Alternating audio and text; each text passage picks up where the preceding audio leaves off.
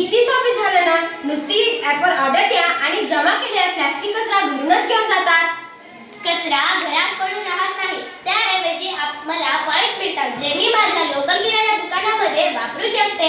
हेच ॲप्सचे सामर्थ्य आहे. प्रत्येक नागरिकाला स्वच्छतेच्या कामासाठी भागीदार बनवणे. या स्वच्छसाठी ॲपमुळे माझ्यासारख्या छोट्या व्यावसायिकांना पण मोठा आधार मिळाला आहे.